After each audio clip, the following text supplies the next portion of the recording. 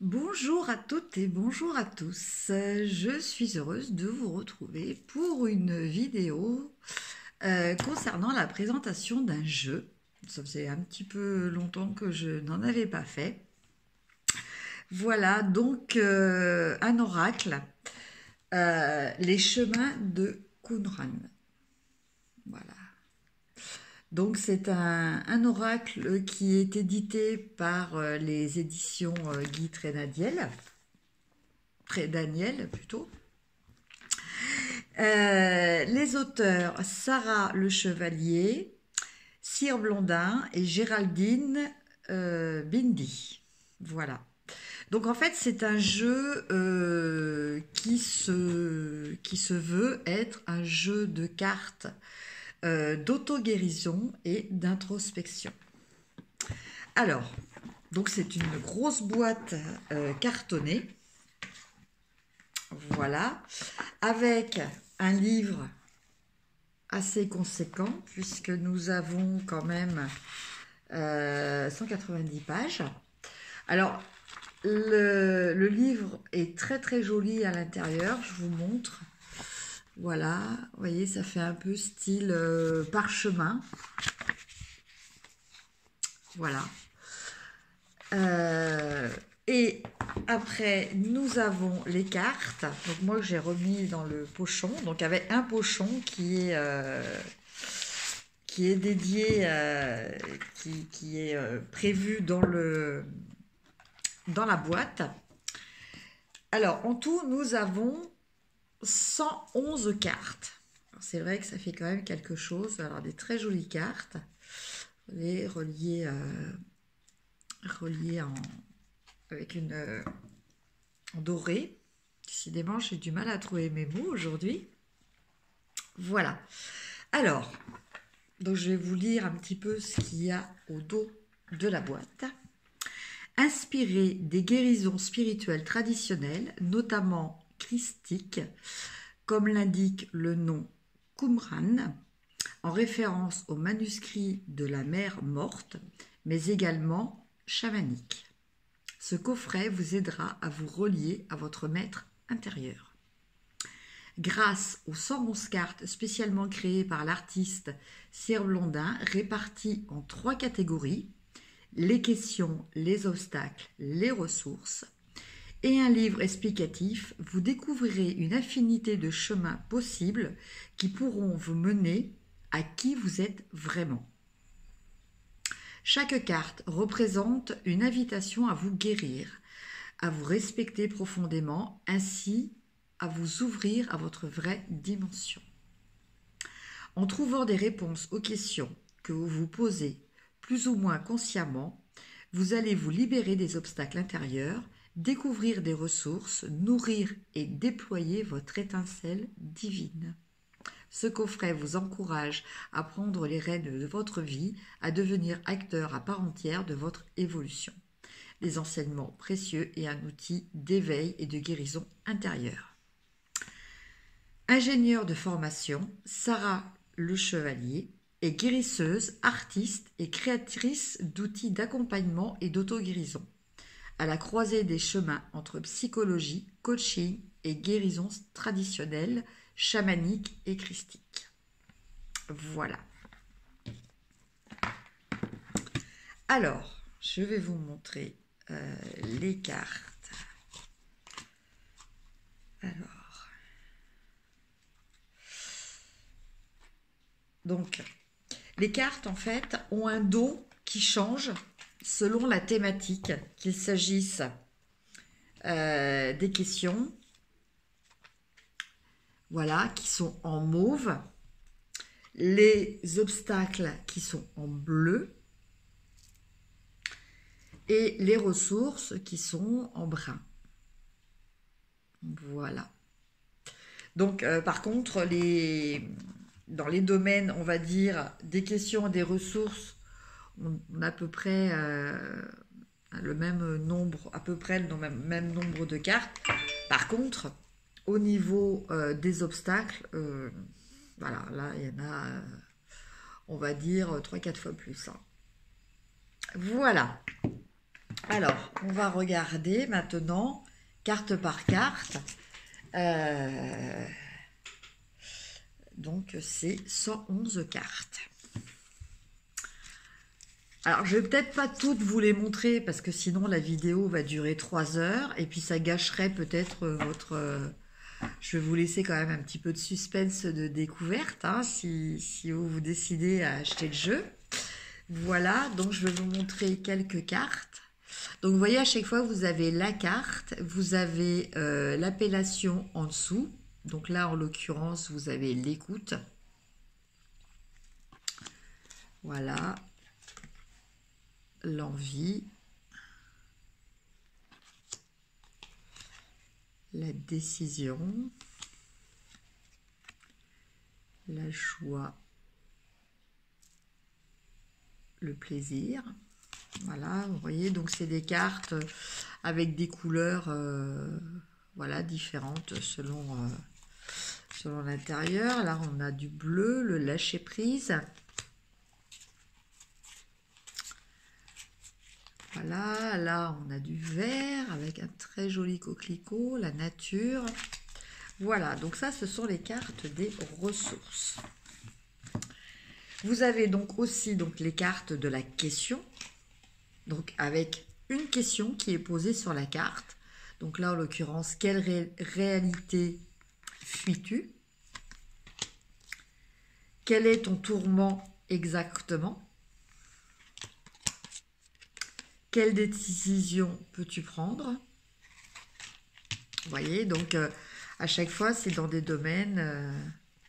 Et si tu passais à autre chose? Vous voyez, c'est vraiment des thématiques très différentes. Es-tu heureux? Y a-t-il du plaisir dans ta vie? Voilà. Et si tu te pardonnais? Voilà. Quelle émotion est présente? Donc, voilà pour les cartes de questions. Donc après, on a les cartes obstacles. Alors, les cartes obstacles, vous avez par exemple la rébellion, le refus de mes limites, la peur de l'avenir, en classique, je suis mort, je ne suis pas digne de vivre, un lien avec la souffrance. Enfin, vous voyez, vous avez vraiment le conflit intérieur.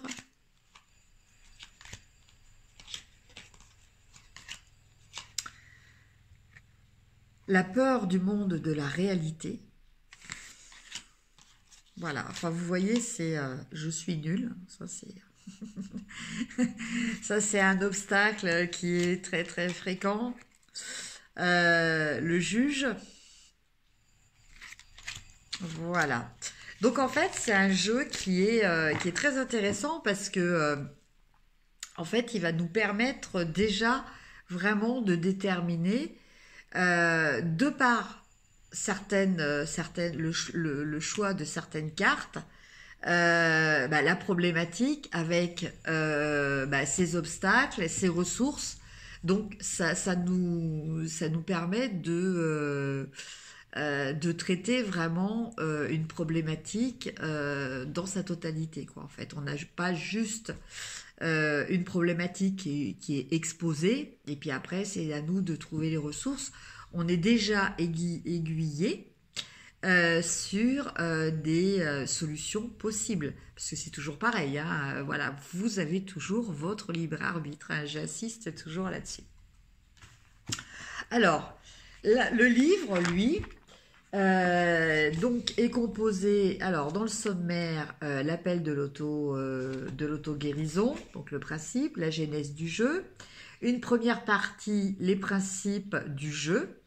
Donc première hypothèse, nous sommes tous créateurs de notre réalité. Deuxième hypothèse, notre ombre, notre allié, faite de croyances, de mémoires, de conflits non résolus. Et la troisième hypothèse, notre pouvoir d'intention, une grande force. Après, dans la partie 2, nous avons le détail des cartes, donc la composition. Donc à chaque fois, nous avons toutes les cartes donc de questions, les cartes d'obstacles et les cartes de ressources. Et enfin, en 3, nous avons un tirage simple, guérir le grand 8, guérir une relation, la marguerite, pensée créatrice, le puits sans fond, retrouver son pouvoir personnel, la roue, prendre une décision, la balance, libérer une émotion, la croix. Donc en plus de ça, on a vraiment des tirages qui sont très intéressants. Donc on a 1, 2, 3, 4, 5, 6, 7 tirages. Voilà, donc c'est quand même c'est un livre vraiment qui est très intéressant, très bien fait. Alors après, pour l'interprétation des cartes, en fait, vous voyez, vous avez une page avec la représentation de la carte en couleur. Donc l'intitulé de la carte que l'on retrouve inscrit sur la carte et une explication concernant cette carte. Voilà. Alors, bah, écoutez, on va expérimenter. Hein, en se basant sur le fait que à partir du moment où vous regardez cette vidéo, normalement, il y a quelque chose pour vous. Il n'y a pas de hasard. Il n'y a que des synchronicités. Alors, on va choisir déjà une carte question. Bon, il y en a une déjà qui sort. Voilà, comme ça en même temps, ça vous permet de voir un petit peu comment se déroule un tirage et voir. Comme ça, je vais vous lire aussi les explications de chaque carte. Voilà. Donc, la ressource. C'était plutôt le dernier tas, la ressource. Hein. On va d'abord voir les obstacles.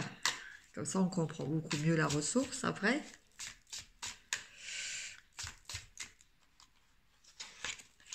Voilà. Alors, la première carte, dans la carte des questions, est « Quel est ton besoin ?» Donc, c'est la carte 16. Alors, quel est ton besoin? Cette carte rejoint celle qui pose la question « Que peux-tu demander à Dieu ici et maintenant ?» Elle vous invite à être un individu autonome, capable d'exprimer ses besoins. Mais pour pouvoir faire cela, il faut déjà être en mesure de pouvoir les contacter. Or, pour la majorité d'entre nous, il nous est très difficile de dire quel est notre besoin à l'instant T. Soit on n'en a pas la moindre idée, soit on va se tromper, soit on va faire parler une partie de notre être qui n'est pas juste. Notre mental peut par exemple dire que nous avons envie de fumer une cigarette alors que notre corps exprime son besoin de dormir. C'est tout un apprentissage que d'être en contact avec ses besoins profonds. Cette carte vous invite donc à vous poser la question de savoir quel est votre vrai besoin. Prenez le temps nécessaire pour aller sentir cela en vous et si vous ne savez pas répondre tout de suite, ce n'est pas grave. Dites à votre être profond que vous êtes prêt à accueillir ses besoins et que dorénavant, vous allez prendre soin d'eux. Ceux-ci se manifesteront alors à vous quand ce sera le bon moment. Cette carte vous invite donc à vous intéresser aux besoins de votre être essentiel et vous encourage à le laisser s'exprimer. Voilà. Donc là, déjà, ça c'est pour nous aider un petit peu à réfléchir sur quel est notre besoin. La deuxième carte, la carte obstacle, et comme quoi, voilà, la synchronicité opère parce que on a quand même une relation entre ces deux cartes. Nous avons la victime. Alors, la victime, c'est la carte 63. Donc c'est bien parce qu'on a les cartes qui sont numérotées, là, vous voyez. Et donc ça permet de retrouver vite voilà, le message. Alors, lorsqu'une personne a un passé de victime, c'est-à-dire lorsqu'elle a réellement souffert de cette position dans son histoire, souvent dans l'enfance, une partie de son être restera dans ce rôle-là. Alors les croyances et les comportements associés, ce qui sera extrêmement limitant et préjudiciable pour elle. C'est ce que l'on va retrouver chez les adeptes du oui mais. Chez les personnes qui ont tendance à se plaindre, à ne jamais être heureuses, à remettre la responsabilité de ce qui leur arrive à quelqu'un d'autre. Si ça ne fonctionne pas, par exemple, dans un couple, ce sera toujours la faute de l'autre. Cette attitude révèle souvent un comportement de victime. Or, celui-ci va à l'encontre de la loi d'énergie universelle qui dit que chacun demeure 100% responsable de sa vie et donc créateur de sa réalité. En aucun cas, l'autre ne peut être auteur de notre vie. Si vous avez tiré cette carte, je vous invite à observer si, dans votre quotidien, vous avez tendance à adopter ce type de comportement. Peut-être ne se déclenche-t-il que dans certaines situations. Prenez également conscience des conséquences que cela a pour vous-même et décidez de prendre les rênes de votre vie. En assumant d'être responsable à 100% de votre vie, donnez-vous la possibilité de retrouver votre pouvoir personnel, votre pouvoir créateur et par là même votre joie. Voilà, voilà. Je vous laisse méditer. Et enfin, la dernière carte, donc qui est dans les ressources, nous avons la carte de la décision. Donc la carte 99. Alors.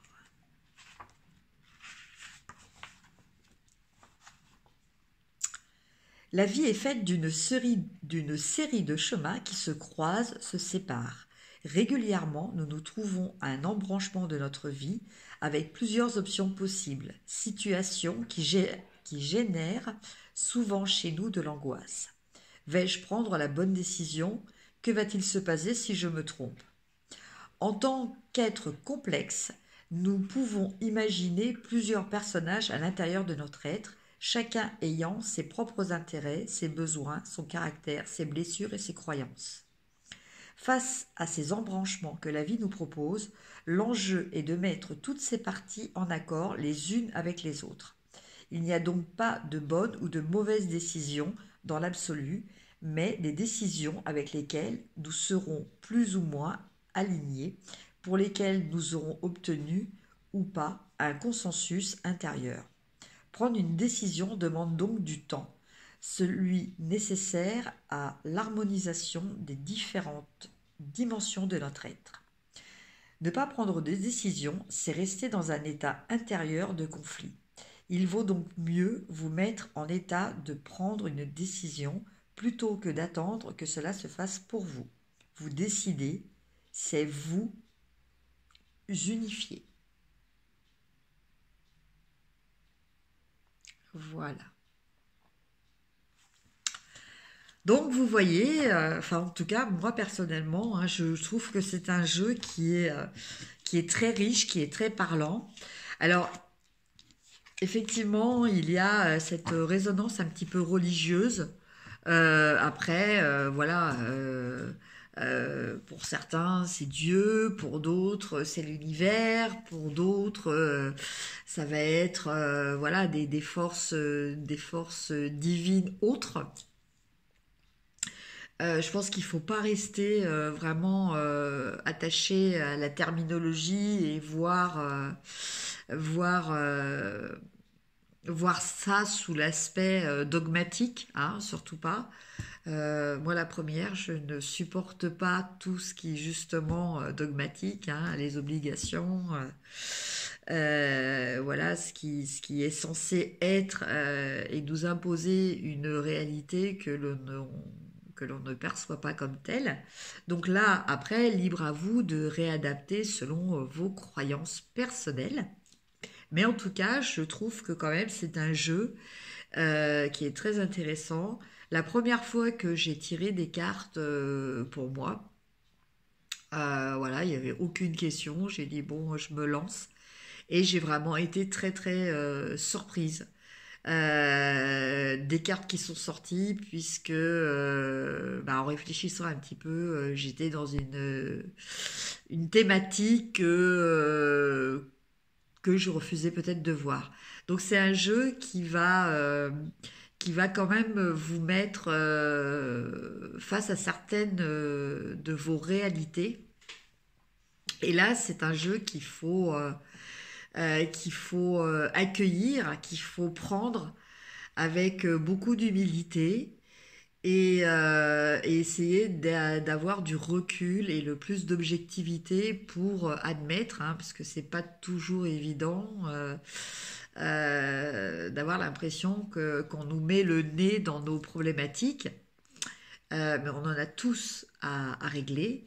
Bon, bah voilà, il faut l'accepter et il faut surtout voir quelles solutions on peut trouver dans ces cas-là. Voilà, bah écoutez, j'espère que cette petite présentation de jeu vous aura plu et je vous dis à très bientôt. Je vous embrasse.